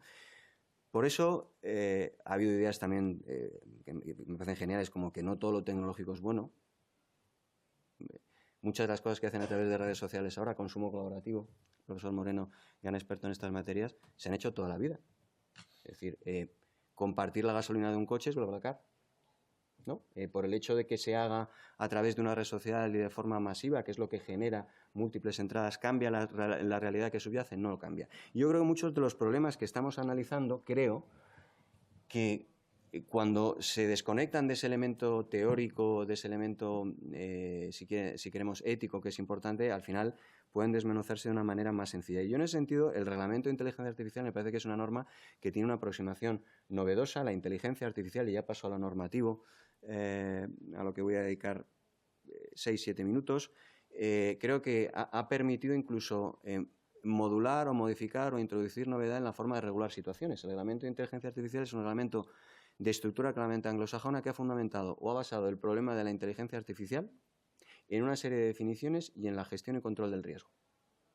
Es un sistema de control de riesgos, es un sistema de compliance, que por otro lado es un sistema de aplicación anglosajona del derecho. Identifico una serie de riesgos y en función de esa serie de riesgos prohíbo, impongo unas medidas imperativas o introduzco medidas de transparencia. Y eso es lo que hace el reglamento. Y además introduce una serie que para los juristas formados en el ámbito continental, aunque nos gusta lo anglosajón y miramos al anglosajón mucho, nos satisface, como son la introducción de casos de uso. Casos de uso. Explicar situaciones de aplicación en función de anexos que son casos de uso. Cómo se aplica éticamente, ya no un proceso, sino de forma ética, un modelo de inteligencia artificial en virtud de un caso de uso. Un chatbot, una selección de personal a través de un programa de selección en el ámbito de recursos humanos. Y eso también es una aplicación novedosa o una exposición novedosa de las normas que la inteligencia artificial está ayudando a plantearse, ¿no? Por lo demás, hay muchas de las cuestiones que en la medida en la que se reconoce la persona jurídica, y esto es un debate mercantil de mucha profundidad, que es una ficción, una persona jurídica es una ficción, es una personificación en derecho de un patrimonio separado. Y una vez que damos ese paso, ¿por qué no vamos a poder reconocer la personalidad jurídica de una inteligencia artificial? Si es un problema de supervisión y atribución de responsabilidad, es un voluntarismo, es querer hacerlo. Luego están los problemas éticos, que son muy grandes, pero desde la perspectiva jurídica, la persona jurídica es una ficción. Toda persona jurídica no entra a una sociedad caminando por la puerta y se sienta aquí, sino que entra a través de sus representantes, a los cuales se les atribuye responsabilidad y la facultad de supervisar, y responsabilidad por no supervisar adecuadamente, con lo cual son debates que se van a reproducir y se trata de querer descenderlos en la medida en la que sea algo que a nivel económico y empresarial esté calando. Y mi perspectiva, desde luego, en el último año y medio es que sí está haciendo así. Sí está siendo así. Las empresas tienen problemas importantes. La inteligencia artificial se utiliza. La están utilizando constantemente. ¿Cuál es el siguiente paso? Que se utilice de una manera oficial, constante y pública. Cualquier trabajador en una empresa de nivel medio y con un conocimiento medio está acudiendo a motores de inteligencia artificial como ChatGPT. ¿Cuál es el problema para la empresa? Que se sepa, que el destinatario final del producto se sepa y que desde luego la empresa en esa facultad de supervisión del riesgo identifique qué programas se pueden utilizar o no y si tienen sesgos o no y qué información se utilizan. Porque utilizar se están utilizando constantemente, ¿no? Entonces, bueno, la primera idea que quería decir es que la realidad de las empresas está cambiando con la utilización de la inteligencia artificial. Probablemente yo no lo viví tan de cerca, pero como fue en su momento el acceso libre a Internet, no a través de una línea de teléfono, exactamente igual, están cambiando todos los procesos y eso obliga al cambio de las políticas de gestión de riesgos y cambiando las políticas de gestión de riesgos, el organigrama que lo controla y cambiando el organigrama afectando al Consejo de Administración. No solo de las sociedades cotizadas, sino de las compañías de no tan gran tamaño. Por cierto, esa es la idea que se reconoce a nivel normativo en la recomendación de la OECD, que es la que sigue al final, muy a grandes rasgos, el reglamento. Modelos de buen gobierno, códigos de autocumplimiento y sistemas de supervisión. Supervisión de procesos y de una serie de valores de carácter ético, ¿vale? ¿Qué es lo que hace el reglamento de inteligencia artificial? Brevemente, identifica una serie de riesgos, prohíbe unos sistemas de inteligencia artificial, somete a un control exhaustivo y obligatorio a través del sistema, esto da para muchas ponencias, de normas armonizadas comunitarias, normas armonizadas que no es una ley, son disposiciones de desarrollo a través de entidades privadas que luego tienen que ser certificadas.